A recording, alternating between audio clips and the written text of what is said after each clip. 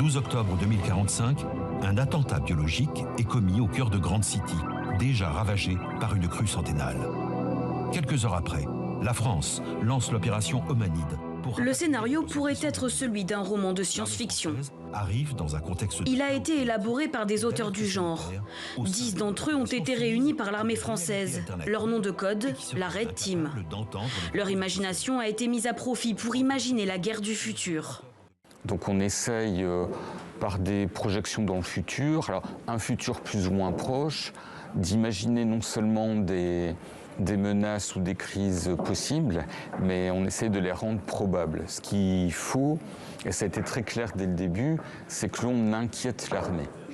Et l'immersion est totale. Les auteurs ont été habilités secret défense et ont pu visiter des bases militaires.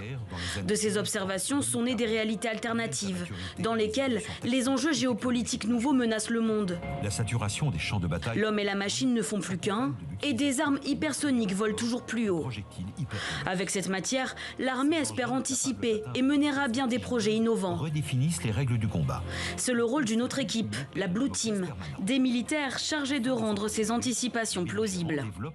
Et donc le principe de cette expérimentation, c'était de faire intervenir des gens qui n'ont d'abord pas de limites créatrices, qui ne sont pas non plus inféodés à une manière de penser, pour nous aider à nous projeter dans un futur lointain, dans un modèle finalement d'un monde possible, duquel pourraient découler des menaces qui pourraient nous surprendre.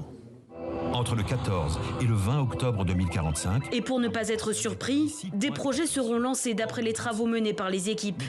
Mais secret défense oblige, pour l'heure, impossible d'en savoir plus.